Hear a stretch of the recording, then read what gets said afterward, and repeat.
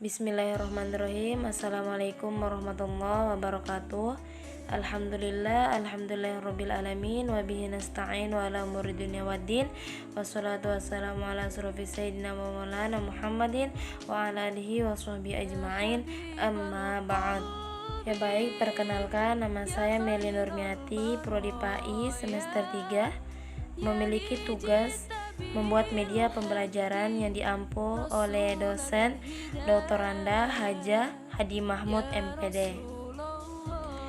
Pada media pembelajaran kali ini saya mengambil judul yaitu Al-Quran dan Hadis. Selanjutnya yaitu kita masuk pada bab pertama, kedudukan Al-Quran dan Hadis sebagai pedoman bagi umat manusia. Nah, pertanyaannya sekarang yaitu, cintakah kalian pada Al-Quran dan Hadis? Ya baik, selanjutnya yaitu kita perjelas apa sih sebenarnya itu Al-Quran dan apa sih sebenarnya hadis. Ya baik, selanjutnya itu kita masuk pada pengertian Al-Quran. Nah, di sini tuh ada qoro'a yaqro'u Qur'anan yang berarti membaca bacaan. Terus selanjutnya itu Al-Quran adalah kitab suci yang isinya mengandung firman Allah, turunnya secara bertahap melalui malaikat Jibril, dan pembawanya itu Nabi Muhammad SAW. Susunannya dimulai dari surah Al-Fatihah dan diakhiri dengan surah An-Nas. Bukan cuma itu, Al-Quran juga membacanya bernilai ibadah. Ya baik, lanjut. Selanjutnya itu selain kita mengetahui pengertian dari Al-Quran, kita juga harus memahami apa sih keistimewaan Al-Quran. Yang pertama yaitu Al-Quran memuat ringkasan dari ajaran-ajaran ketuhanan yang pernah dimuat kitab-kitab suci sebelumnya seperti Taurat, Zabur, Injil, dan lain-lain.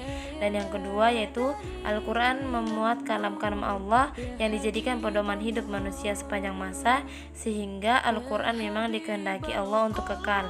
Terus yang ketiga, Al-Quran diatur tata cara membacanya, panjang pendeknya, tebal tipis ucapannya, sampai pada etika membacanya. Dan yang terakhir yaitu Al-Quran diturunkan dengan bahasa yang istimewa, mudah dipahami dan diamalkan oleh siapapun asalkan dengan keikhlasan. Nah, lanjut. Selanjutnya itu fungsi Al-Quran. Kan tadi kita sudah tahu ya apa saja keistimewaannya. Masa kita cuma tahu keistimewaannya saja, kita tidak mengetahui fungsinya? Di sini fungsinya yaitu yang pertama sebagai sumber ajaran atau hukum Islam yang utama. Terus sebagai konfirmasi dan informasi terhadap hal-hal yang tidak dapat diketahui oleh akal.